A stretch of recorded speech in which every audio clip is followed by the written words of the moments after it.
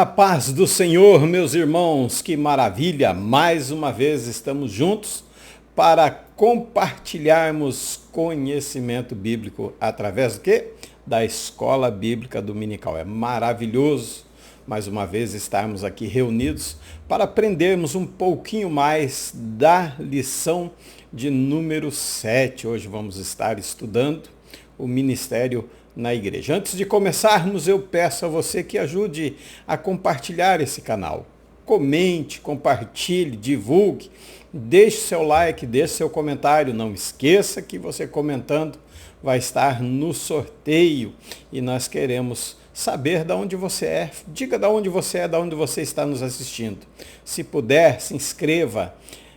Tiver alguma dúvida, pergunte. Se eu não souber a resposta, nós vamos atrás de responder com alguém que tenha mais conhecimento do que nós temos, né? Vamos então para a nossa aula. Antes, vamos orar a Deus.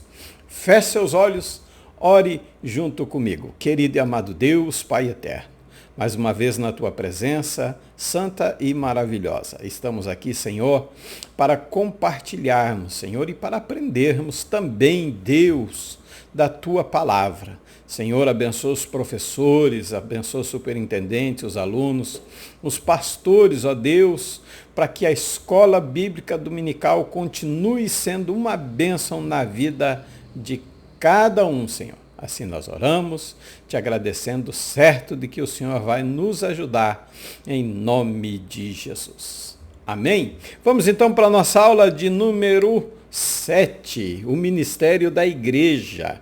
Será no dia 18 de fevereiro. Nós estaremos em Santa Helena, ali com o pastor Cícero. Tá? De manhã, provavelmente não estaremos na Escola Bíblica Dominical, mas é bênção de Deus. O ministério na igreja, é uma bênção falar do ministério na igreja, tem que ser. Texto áureo diz o seguinte: ele mesmo deu uns para apóstolo, e outros para profeta, e outros para evangelista, e outros para pastores e doutores. Isso quem dá é o Senhor Jesus Cristo, através do Espírito Santo.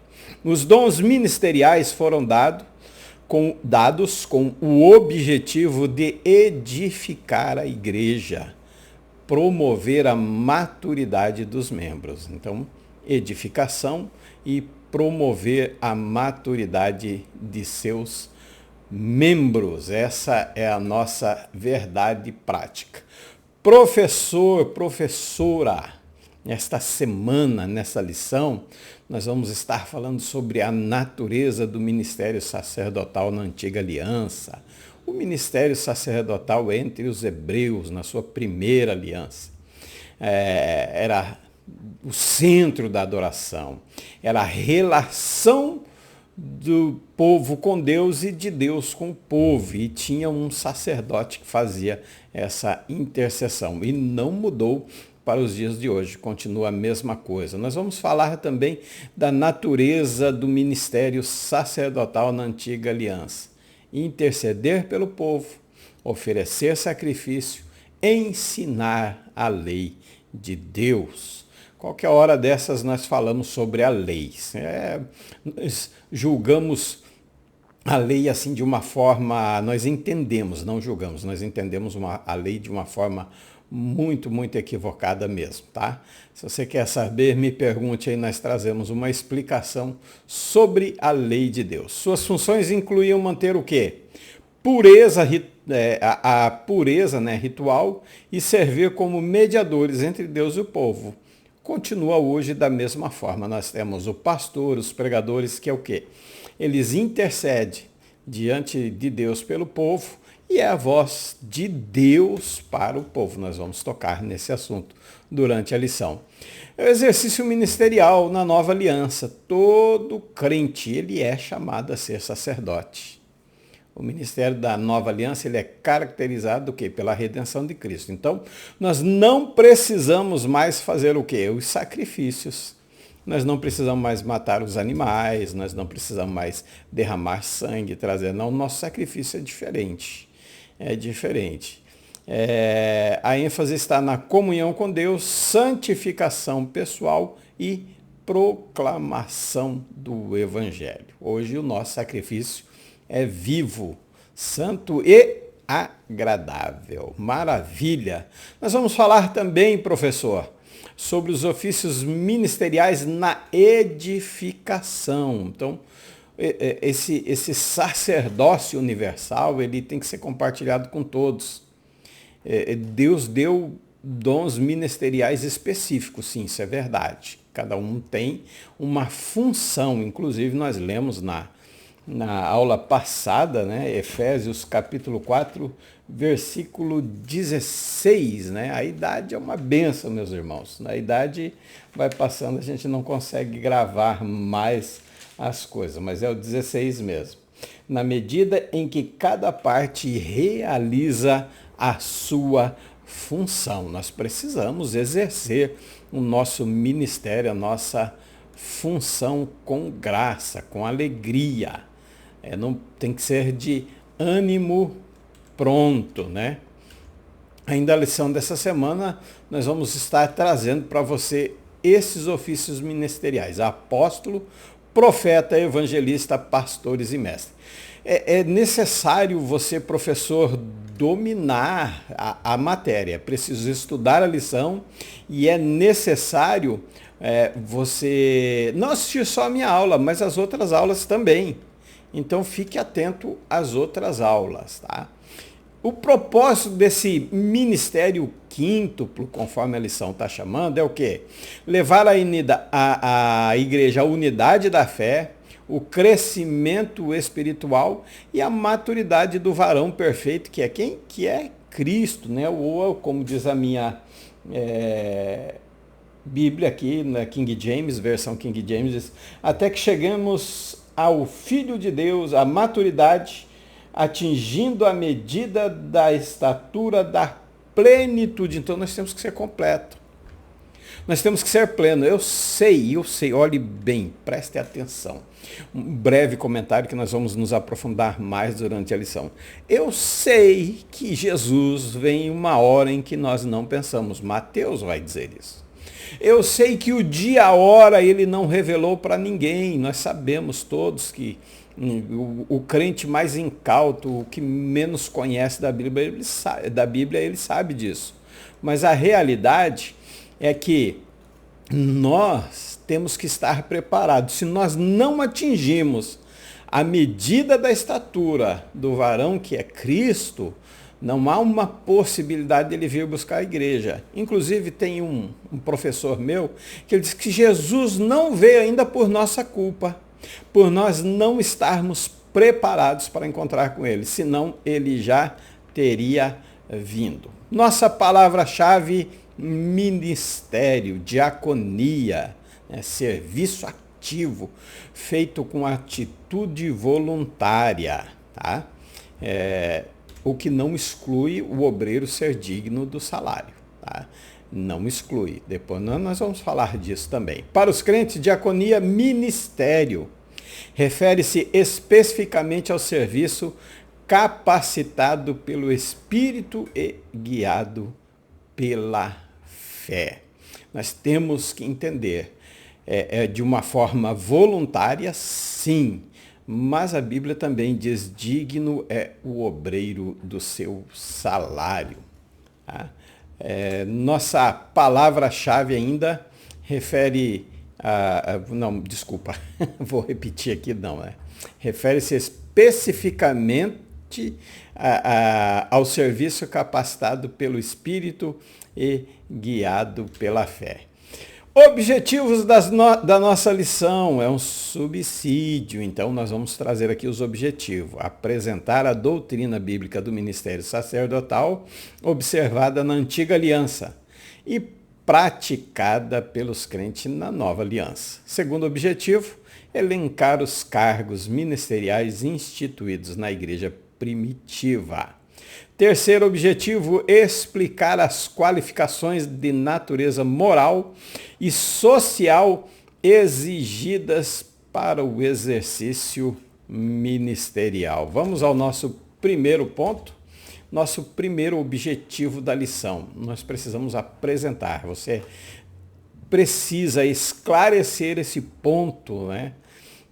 Apresentar a doutrina bíblica do ministério sacerdotal observada na antiga aliança e praticada pelos crentes na presente aliança. Então, como nós vamos fazer isso? Primeiro, Deus estabelece o sacerdócio levítico, não é esse, é Êxodo. Você está errado ali, mas você sabe que é Êxodo 28, 1 a 4.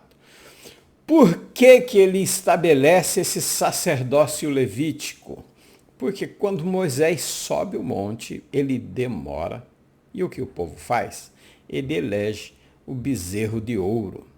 Quando Moisés desce e ele diz: quem é por mim a única tribo que se levanta para apoiar Moisés, que não adorou o bezerro de ouro, foi a tribo de Levi. Por isso eles são escolhidos para serem sacerdotes diante de Deus, intercedendo pelo povo. Então, esse desvio do povo em adorar o bezerro de ouro tira por um período o plano de Deus em que toda a nação de Israel seria sacerdote. Não só uma tribo, mas a nação inteira era para ser uma nação sacerdotal. É escolhido quem? Arão e seus filhos. São consagrados como sacerdotes. Eles mediavam entre Deus e o povo, oferecendo sacrifício pelos pecados do povo e intercedendo a seu favor. Primeiro, eles intercediam, nós vamos ver isso na função do pastor, tá? Mas primeiro, se eu não me engano, Levítico capítulo 8, o sacerdote, quando intercedia pelo povo anualmente, ele fazia um sacrifício primeiro para a vida dele. Depois ele ia interceder pelo povo. E todo o povo ficava fora das suas cabanas, das suas tendas, esperando que Deus recebesse o sacrifício do sacerdote pelo povo, e aí a fumaça descia até o tabernáculo, e o povo não se mexia, não saía do lugar, até que tudo terminasse. Esse era os sacerdotes de Arão, filhos consagrados ao Senhor, para exercer esse ministério. Em decorrência do quê? De uma desobediência do povo. Tá? Então, a designação dos levitas para o serviço sacerdotal.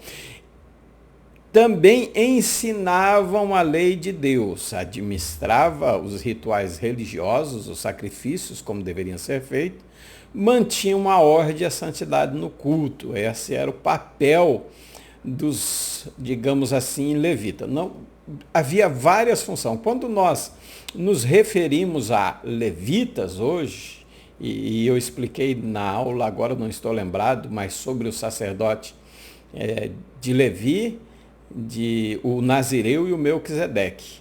Quando nós nos olhamos para os músicos, geralmente a gente se refere a eles como os levitas. Na realidade, se você procurar sobre o sacerdócio levítico no Novo Testamento, nem Jesus ensina, nem Paulo, nem os escritores do Novo Testamento, da Nova Aliança. Por quê? Porque o levítico era temporário, não era para sempre. O sacerdote de uma ordem superior e que é eterna é o de Melquisedeque, que é o que Jesus é o sumo sacerdote e nós somos sacerdotes juntamente com ele. Então, os levitas tinham esse papel, mediante o desvio, mediante a rebeldia do povo em adorar um ídolo, em deixar Deus e ainda dizer, esse é o Deus que te tirou do Egito, a tribo de Levi que não adorou. E olha só o pedido de Moisés: vocês são comigo? Então passe o fio da espada. Seja seu irmão, seu pai, sua mãe, sua esposa, não importa. Está adorando o bezerro de ouro, esse tem que morrer. não importa quem seja. E ele, assim, é escolhido para exercer esse ministério. Os crentes são chamados, na nova aliança, né? São chamados de sacerdotes santos. 2 Pedro 2, 5-9. Na nova aliança, né, estabelecida por Jesus, todos são considerados sacerdotes. Por quê? Eu posso oferecer o meu sacrifício vivo, santo e agradável a Deus. Então me torna um sacerdote. Uma mulher também pode oferecer o seu sacrifício vivo, santo e agradável a Deus. Então esse era o plano de Deus, essa era a ideia, essa é a vontade. Esse era o que Deus queria para a nação de Israel toda. Mas como eles falharam em exercer esse ofício, Deus deu à igreja. E a igreja tem cumprido à risca o sacerdócio universal de Cristo. Amém? Nós temos falhado.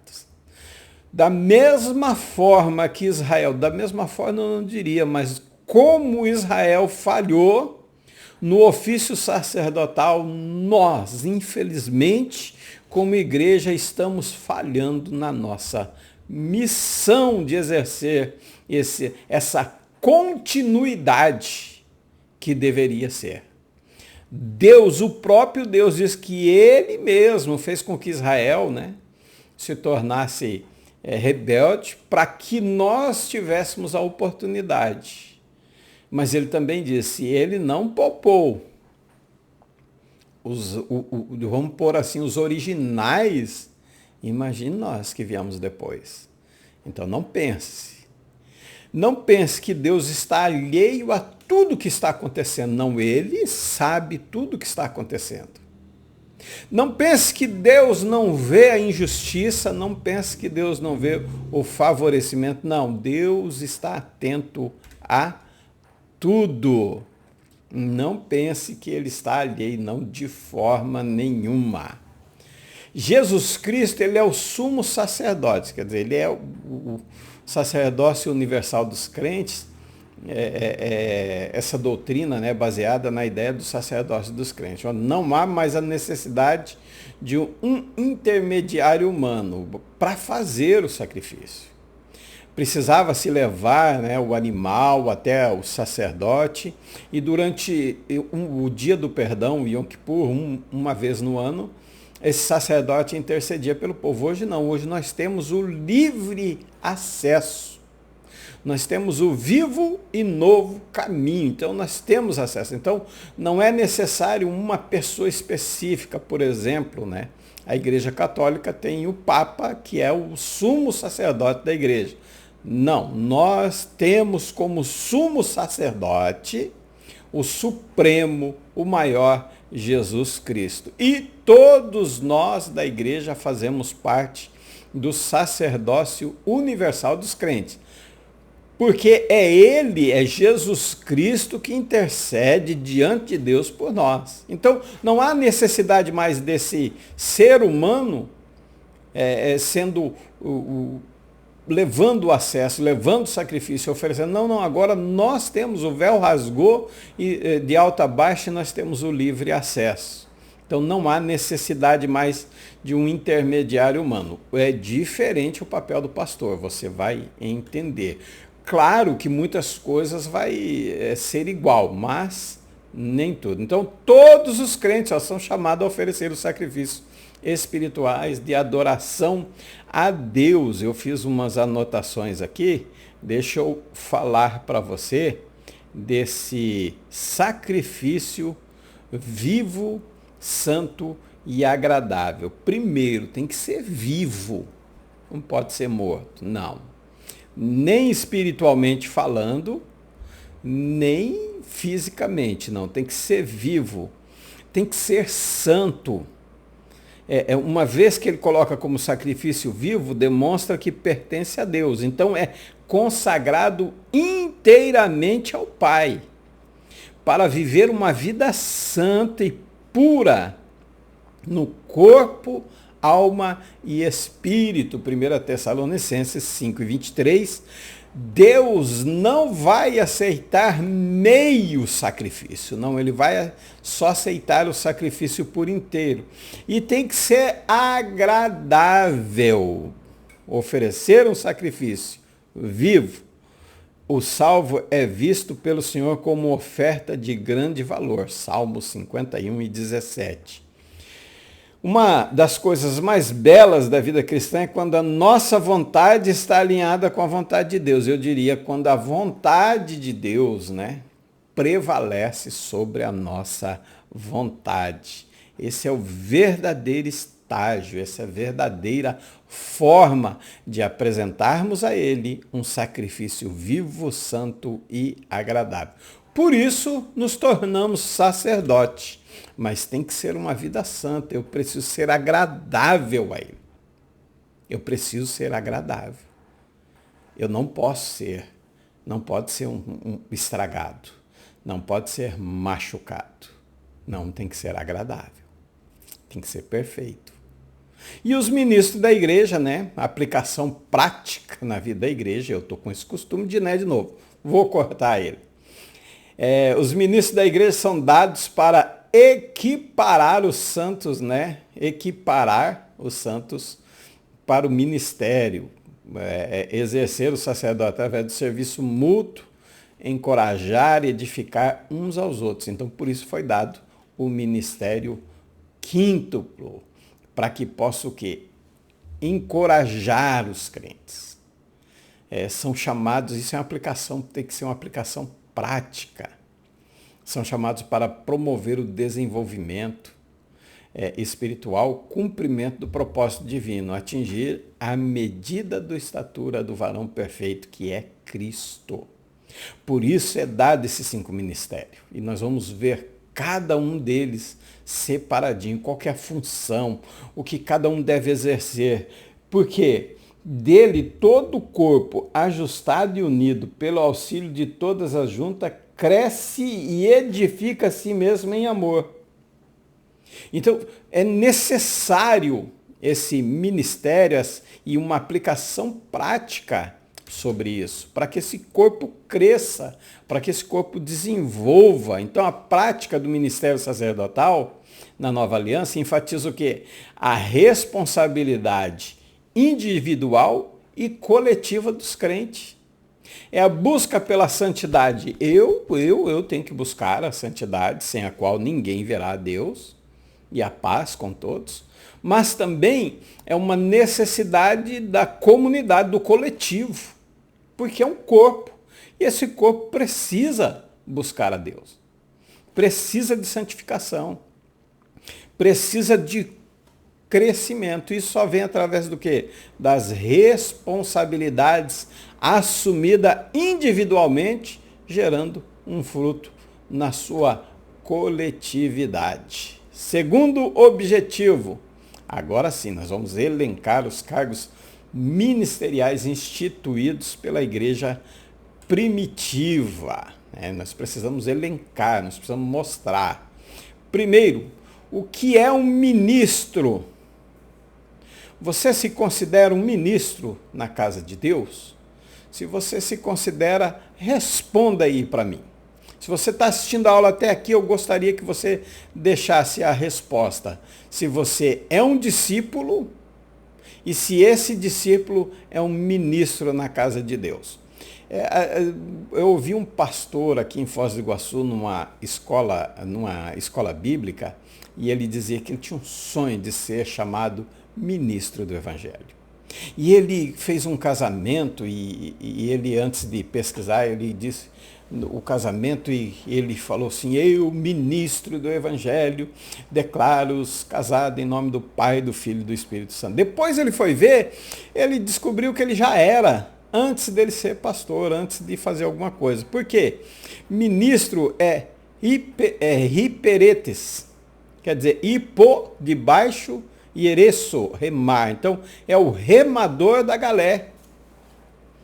É o remador inferior, o que maneja os remos. É o subordinado.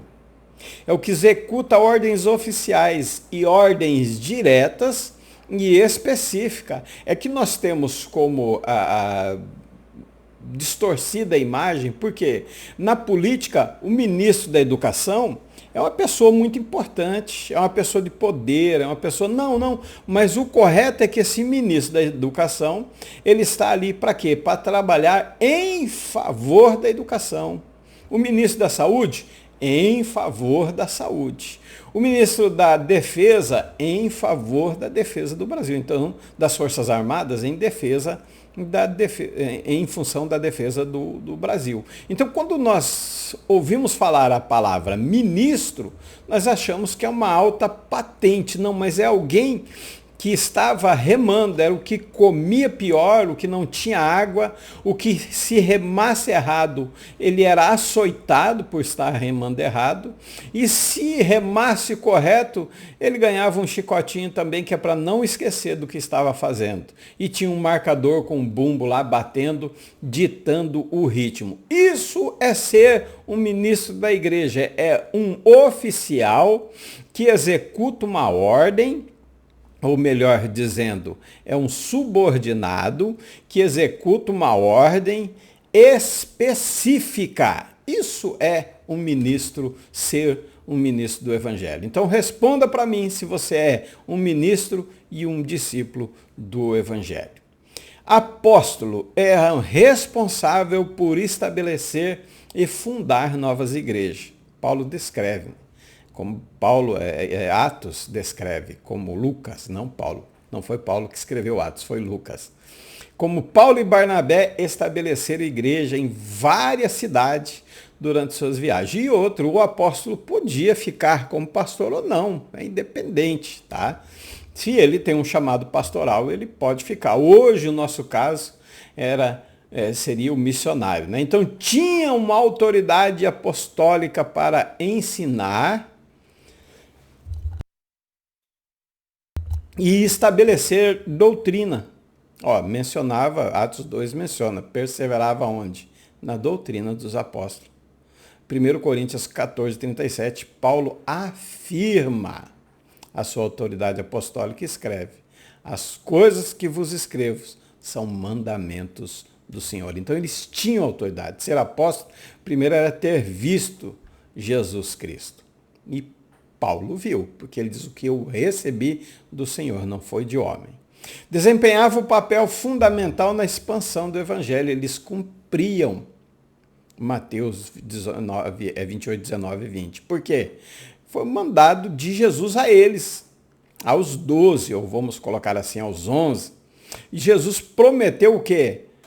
Revestir do Espírito Santo, dá poder, primeiro habitação, depois poder para ser testemunha, tanto de Jerusalém, Judéia, até os confins da terra. Então, Jesus escolhe, ele dá uma ordem, mas ele também prepara, quer dizer, ele reveste de poder. Isso que Jesus faz com o apóstolo. Por isso que eles têm uma função importante em propagar o evangelho de Cristo. Profetas. Eita, hoje nós temos muitos profetas. Profetês, né, do grego. Pró, antecipadamente, junto com femi, elevar, afirmar. É uma ideia sobre outra, né? Especificamente por meio da palavra dada. Aquele que fala, eu vou deixar só, sem eu na tela aí, só o texto, ó. Aquele que fala pela inspiração de Deus, um profeta. Tem que ser inspirado por Deus. Não é o que eu acho, não é o que eu vejo, não é o que eu sei. Não sou eu, não, é Ele me inspirando a falar para o povo dele. E se você não estiver falando o que ele revela para você falar, não fale. Não diga eu profetizo. Não diga eu quero profetizar se Deus não está te mandando, não está falando com você. Nós temos o costume de banalizar as coisas todas, não só de Deus, todas. Então, um profeta. declara a mente, a mensagem, o pensamento, a vontade de Deus. Prever o futuro, sim, pode prever. Mas sua mensagem é para uma situação específica. E volta a repetir, é alguém inspirado por Deus para predizer ou anunciar a palavra de Deus. Isso é profeta. E a maior profecia que nós temos é a Bíblia Sagrada. Deus revela o que vai acontecer no futuro, revela. Se estiver dentro da vontade dele, Deus já falou comigo, já revelou um futuro que eu ia viver e eu vivi. Ele revela, mas a maior profecia que nós encontramos se chama Bíblia Sagrada. Não existe outra. O profeta recebia a revelação direta de Deus e comunicava a vontade divina à igreja. Então, nunca, olha, Efésios 3 e 5, vamos ler aqui. Esse mistério não foi dado a conhecer as pessoas de outras gerações, mas agora foi revelado ao Espírito Santo, aos apóstolos e profetas de Deus, significando que, por intermédio do Evangelho, os não-judeus são igualmente herdeiros com Israel, membro do corpo de Cristo e coparticipando da promessa. Então, esse ministério não foi dado a conhecer a outras pessoas, mas a os apóstolos e profetas de Deus. Então, eles que revelaram que nós íamos participar disso. Se não receber direto de Deus, vamos ver o Amós 3 e 7 aqui. Vamos ver se eu não emprestei meu livro de Amós, né? Que às vezes a gente empresta o livro de Amós e ninguém devolve. E você quer ver como a igreja fica perdida mesmo? É quando o irmão vai ler nos profetas menores, né? Aí ele fica procurando o profeta, ele não acha o profeta, porque se lê pouco mesmo esse, né? 3 e 9 diz, sendo assim, proclamai nas fortalezas de Asdod, nos palácios da terra do Egito, e dizei, ajuntai-vos sobre os montes de Samaria, a fim de observar os grandes tumultos que ocorreram ali. Desculpa, é 3 e 7, não é 9. Com certeza, Adonai, o Senhor soberano, não realizará nada sobre a terra sem primeiro revelar o seu desígnio aos seus servos escolhidos, os naviins, os profetas. Então tem que ser uma revelação de Deus, não é eu que me dou o nome de profeta e saio profetizando aí para tudo. Tinha um dom de prever eventos futuros e interpretar os tempos. Não é algo que eu imagino quando Daniel vai interpretar o sonho, quando ele vai falar, ele diz, olha rei, não está em mim, não sou eu que consigo, ele rejeita até os presentes. Hoje parece-me que deturparam essa função também dos profetas. Mudaram. Não é Deus quem dá a mensagem. É Ele quem vai designar. E Ele mesmo deu uns para apóstolo, outros para profeta. É Ele quem dá, não é eu que escolho. Eu não escolhi ser pastor. Eu queria ser músico. Eu queria ser maestro. Não é eu que escolho ser, não é Deus. Atos 13. Tinha mestres, profetas, doutores, estava ali, vamos dizer, toda a high society espiritual, mas não foi eles que escolheram. O Espírito Santo é quem fala no meio de quem ora, jejum e consagra. Ele que fala, não é eu que escolho, é Ele. Nós precisamos voltar ao primeiro amor, é isso. Exortavam, consolavam e edificavam a igreja por meio do que? Da palavra de Deus, é o que nós precisamos fazer hoje. Ah, mas o profeta, não despreze as profecias, examinai tudo, retei o que é bom. Não é para desprezar. Coríntios 14:3 diz que nós temos que consolar, exortar, consolar e edificar. Através do quê? Da maior profecia chamada Bíblia Sagrada. Mas se alguém levou, alguém profetizou alguma coisa, não despreze, examine, tem o bom e o resto deixa com Deus. Ele que vai. Então o profeta, na Bíblia, ele desempenha um papel de comunicar a vontade de Deus. Cuidado. Você que está dizendo, sim, diz o Senhor e Deus não está falando nada. Eu vou profetizar de olho aberto e Deus, você não está falando em nome de Deus. Cuidado, porque um dia a conta chega.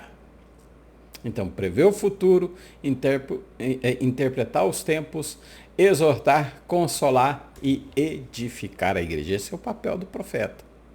Evangelistas tinham um dom especial de compartilhar o evangelho de Jesus Cristo com os não crentes. Tu, porém, ser sóbrio.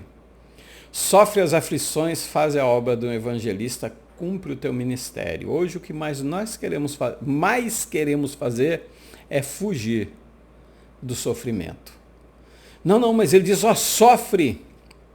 sofre comigo como um bom soldado de Cristo. E agora ele está dizendo, sofre as aflições. É para sofrer, você vai sofrer, mas faz a obra do evangelista, é para evangelizar, é para falar. E outra, meus irmãos, se eu sou chamado a ser profeta, eu não posso ser um evangelista, não queira que eu seja. Se eu sou chamado a ser um pastor, não queira que eu seja um profeta.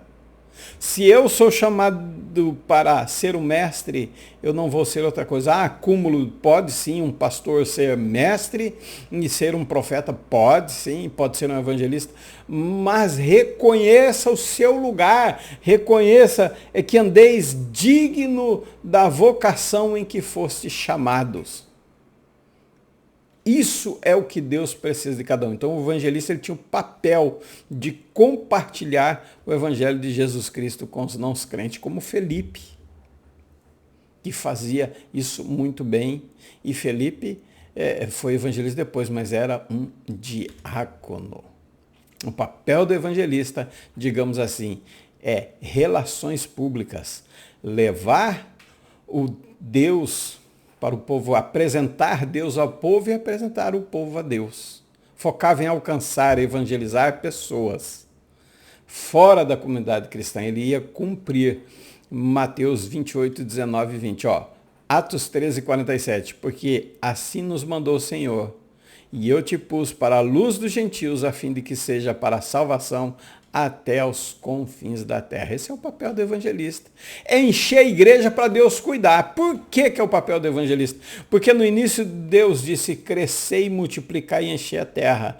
Por que essa ordem? Senão não tinha papel para o evangelista, não tinha função para ele.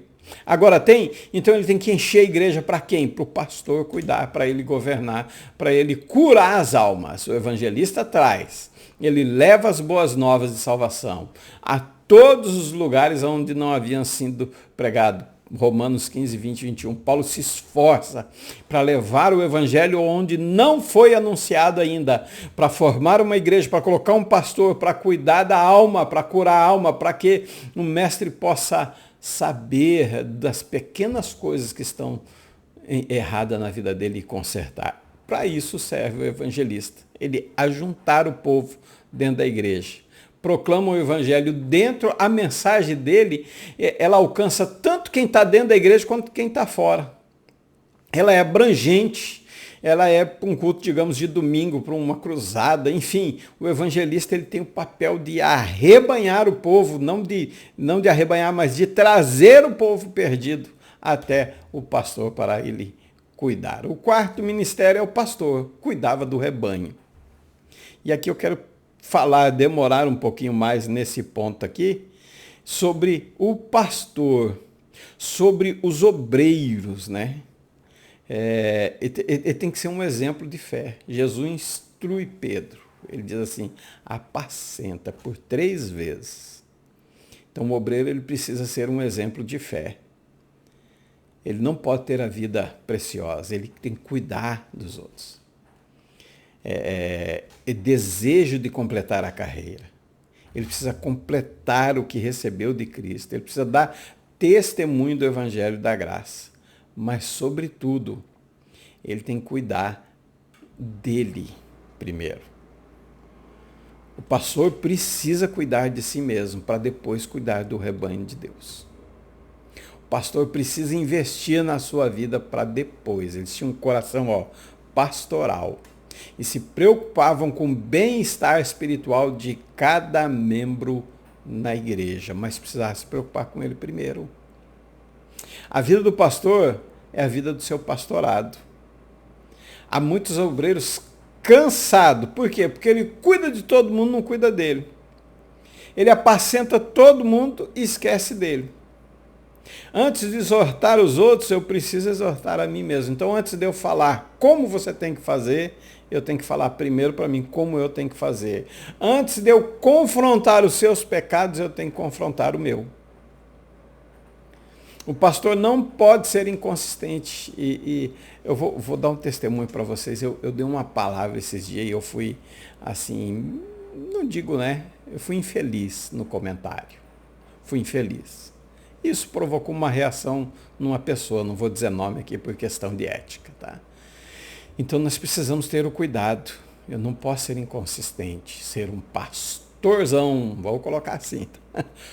Você vai me entender. Ser um pastorzão no púlpito e um pastorzinho fora do púlpito. Ser um homem de Deus pregando a palavra e despregar tudo aquilo quando eu desço do púlpito. Sua vida é a base da sustentação do seu ministério, o exemplo, que é o que Pedro pede aos presbíteros, do qual eu também sou. Admoesto-vos que apacente o rebanho de Deus. Servindo de exemplo, não como tendo domínio sobre o rebanho de Deus, mas servindo de exemplo. O sermão mais eloquente que um pastor vai pregar é o sermão da sua vida. O sermão mais difícil de ser pregado é aquele que pregamos para nós mesmos.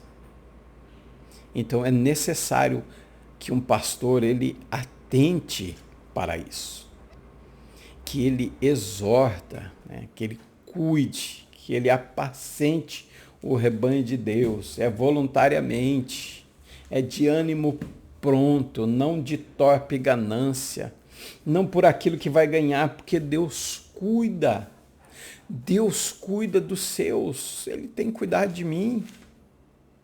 E eu não sou melhor do que você, não. Eu não sou melhor. Talvez eu sou até pior. Mas Ele tem cuidado de mim, Ele vai cuidar de você também. Então não é para ter ganância.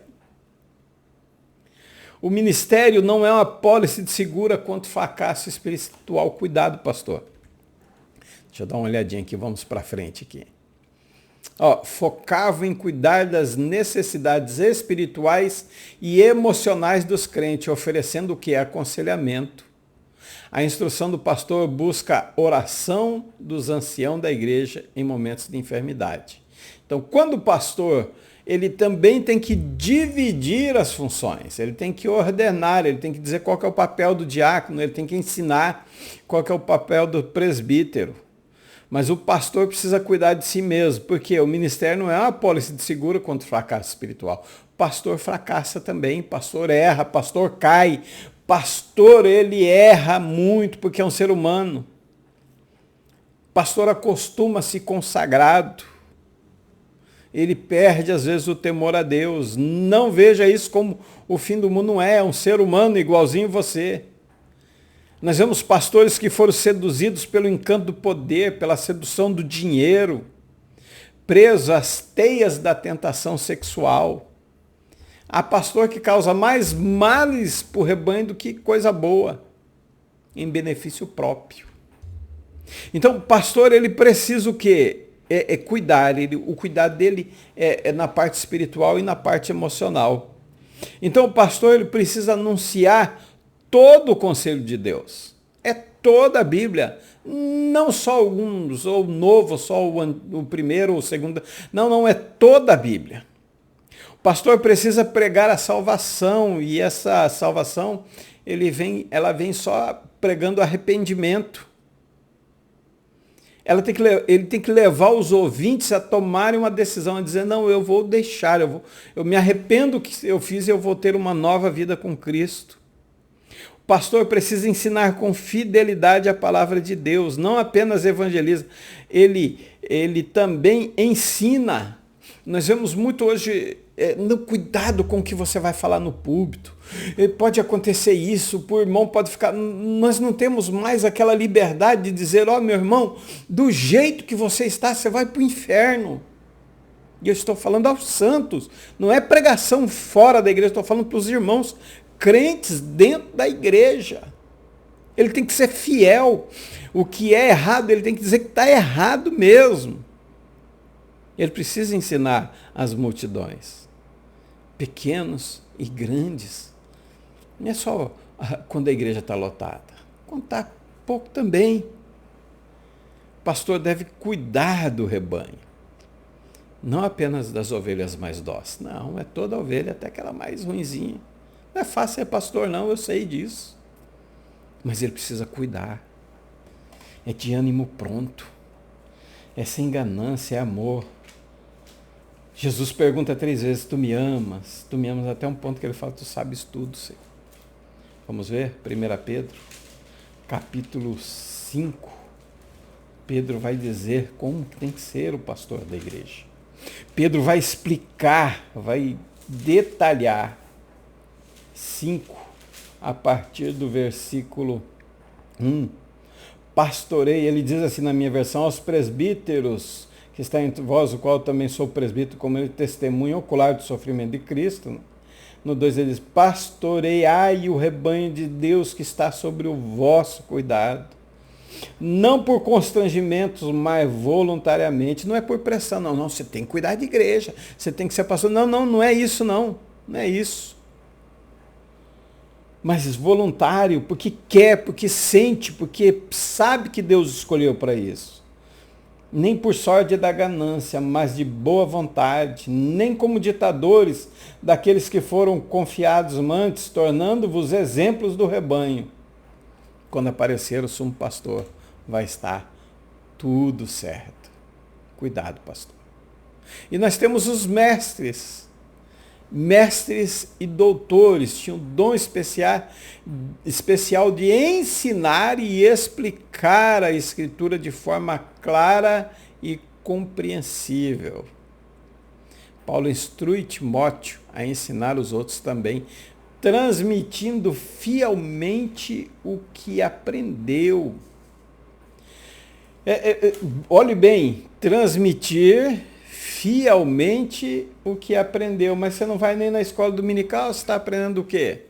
Você não faz um curso teológico, você não participa do culto de ensino. Aí você está aprendendo o quê? Você vai ensinar o quê? O que ouviste de mim diante de muitas testemunhas, transmite a homens fiéis e capacitados, a fim de que possa igualmente discipular a outros. Então, eu tenho que sentar numa sala de aula, eu tenho que aprender para depois eu transmitir aquilo que aprendesse de mim. Um professor, ele não pode ser despreparado. Um médico, ele leva 4 anos de faculdade e depois vem a especialização. 5, 7, 9, 12 anos, ele passa a vida inteira estudando. Um professor, ele não se limita ao conhecimento que ele adquiriu na faculdade, não, ele busca mais ainda. É uma busca incessante, quer dizer que não se cessa, que não para, é todos os dias para que... Olha, deixa eu testemunhar uma coisa para você aqui. Eu comecei a estudar em 2009.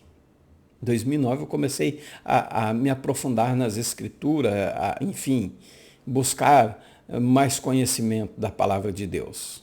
Em 2009, o ano passado, 2023, eu dei uma aula que minha esposa falou assim, meu amor, sem eu perguntar para ela, Ela disse, sua aula estava excelente.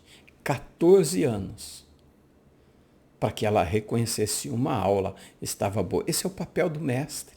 Esse é o papel do doutor. Ninguém gosta de médico.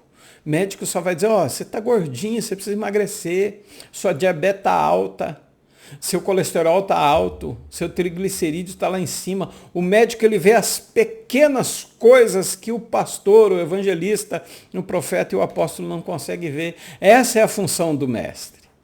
Nossa, eu estou no primeiro ponto ainda.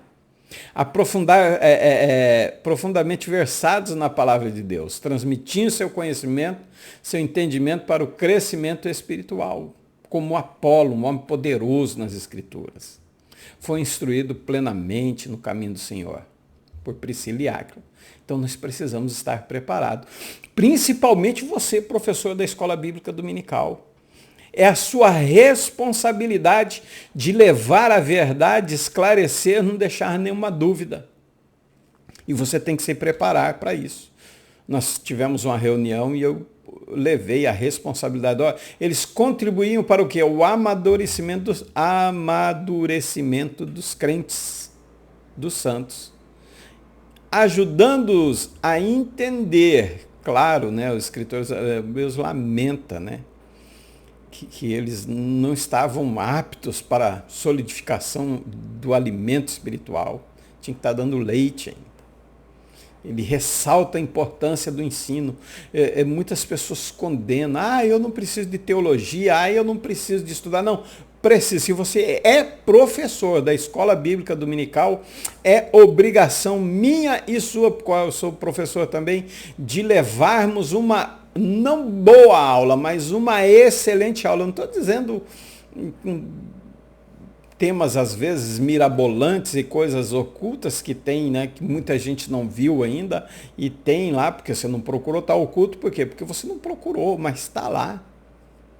De levar algo novo. Não, a aula tem que ser edificante, ela tem que sair da sala e ir para a prática. Você precisa ser um mestre, você precisa ser um médico, um doutor na lei, um doutor nas escrituras, para curar esse povo que está precisando da palavra de Deus. E esses ministérios, olha o que eu preparei para você, ele tem que funcionar dessa forma, olha, como uma engrenagem: apóstolos, profetas, evangelistas, pastores, mestres e doutores. Ele tem que funcionar assim. Para quê? Para a edificação do corpo de Cristo. Isso traz o quê? A lição passada. Organismo e organização. Vai funcionar redondinho da forma que tem que ser. Isso é o corpo de Cristo. Vamos em frente? Terceiro objetivo. Eu coloquei um lá, mas era o segundo, né? Vamos para o nosso terceiro objetivo: explicar as qualificações de natureza moral e social exigidas para o exercício ministerial. Vamos lá? Primeiro ponto: qual será? Qualificações morais. Nós temos aí, isso aí digamos, é chover no molhado, está lá, 1 Timóteo, capítulo 3, de 1 a 13, qualificações necessárias. E eu quero trazer uma aqui.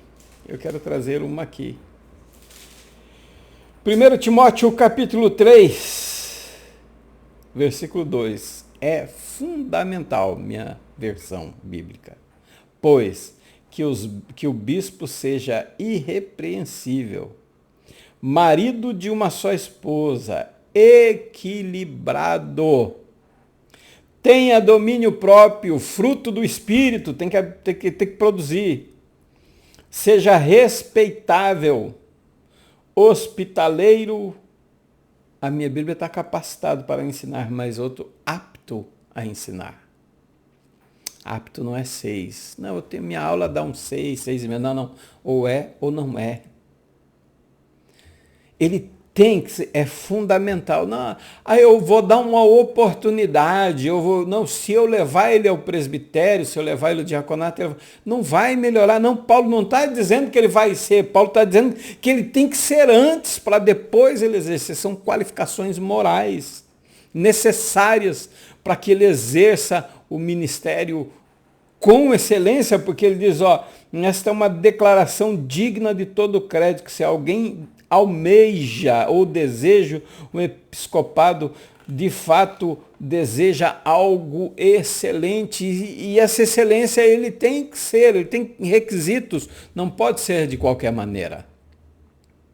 Então tem que ser apto a ensinar.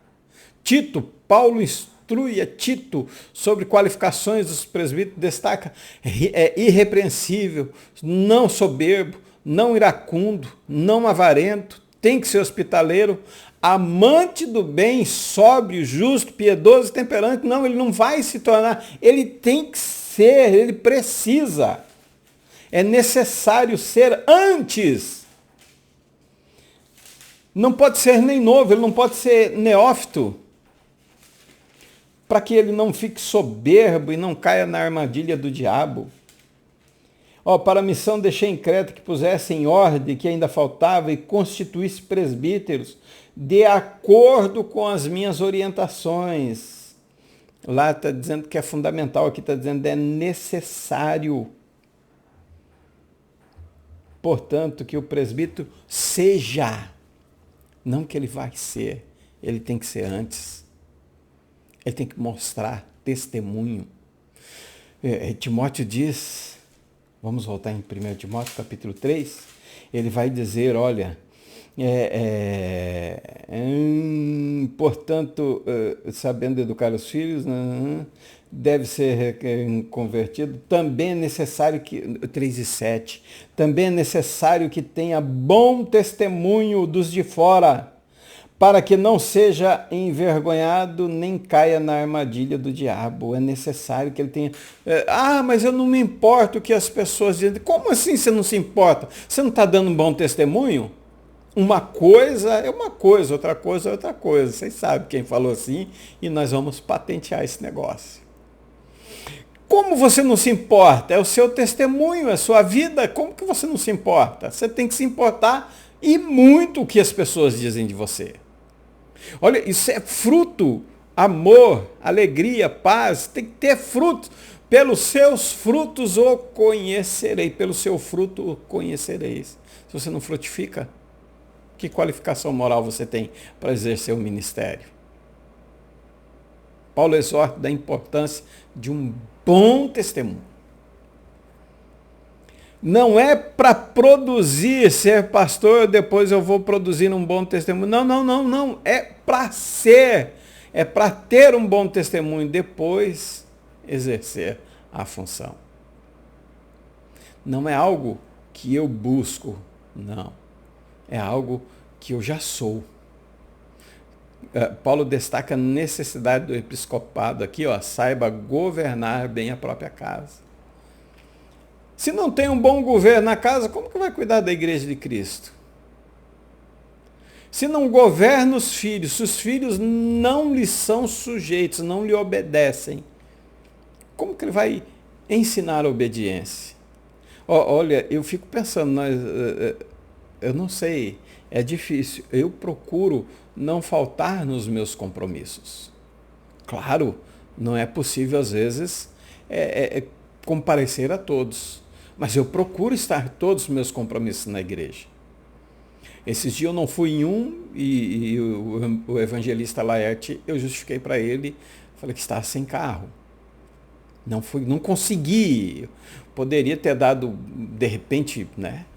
Mas são coisas que acontecem. Doença, problemas mecânicos, é uma coisa. Mas quando você é convocado a uma reunião, deixa eu falar aqui pertinho. Quando você é convocado a uma reunião de obreiro, a uma reunião de ministério, a uma reunião de professores, de superintendentes, aí você não comparece. Como que você vai cobrar dos seus alunos a presença deles na IBD?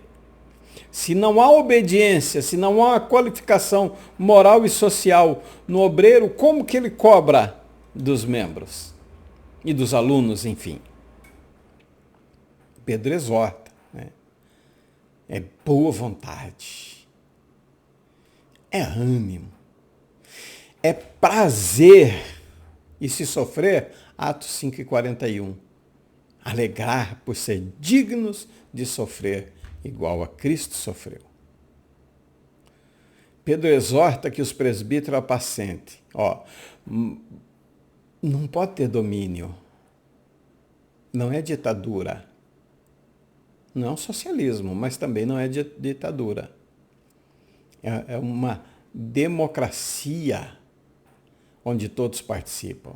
Mas eu tenho a minha responsabilidade. Então eu tenho que apresentar a minha moral. É um chamado divino. Antes de tudo, é essencial que os ministros do corpo de Cristo tenham um claro chamado de Deus para o ministério.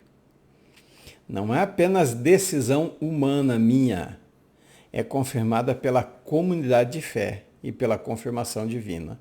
Os irmãos veem em você aquilo que você não consegue ver em você. A irmã olha para você e fala assim, mas tem a cara de pastor, hein? Você tem uma cara de evangelista, você parece um presbítero. Rapaz, olha, você é um diácono mesmo, não tem como negar. A comunidade vê.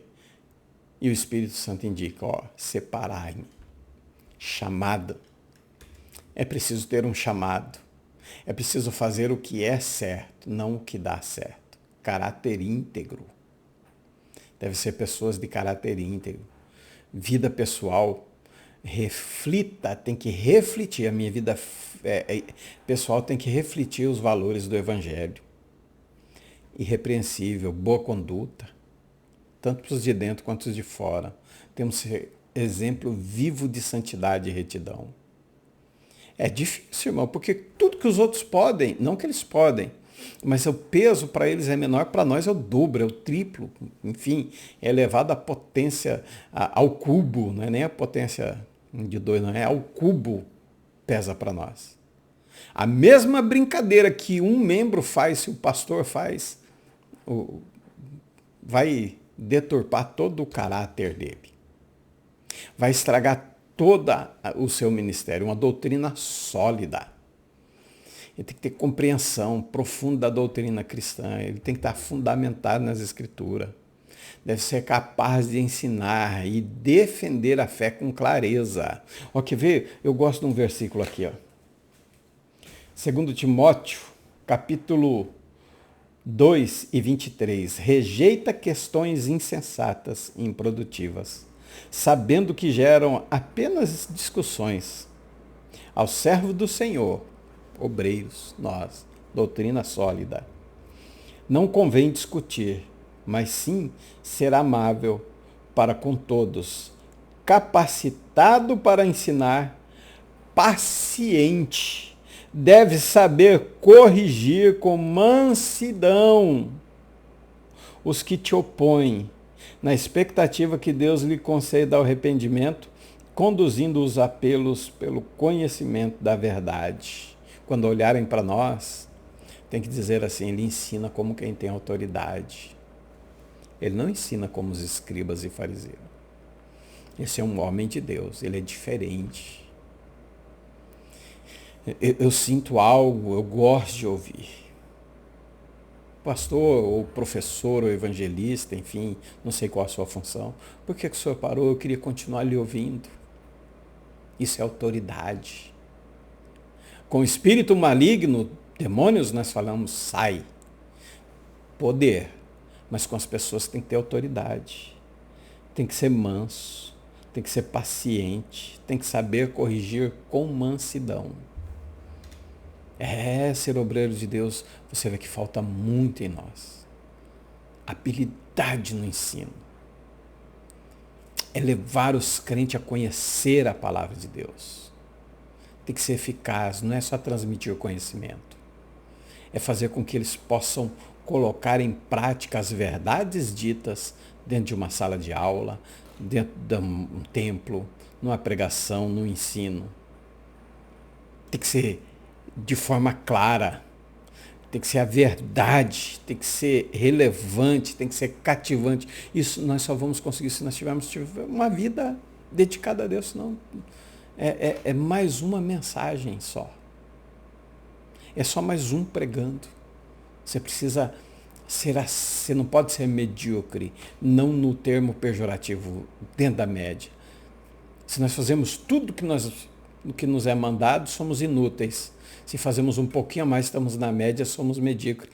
Não, nós temos que ser amigos. Amigos sabe o que o outro quer. Por isso que Jesus não chama mais servos, mas sim de amigo, porque vocês sabem o que o seu Senhor quer. É isso que Jesus precisa de nós, é isso que Deus precisa de nós. Deve exercer uma liderança com sabedoria, humildade, guiar a congregação no caminho da fé. Precisa ser capaz de tomar decisão difícil, liderar pelo exemplo, servir como modelo. Quando a mulher foi falar de Eliseu, falou, vamos fazer, porque eu vejo nos passos, no andar dele que é um santo homem de Deus. As pessoas precisam conhecer o nosso andar, os nossos passos, a nossa forma de viver, não de falar somente.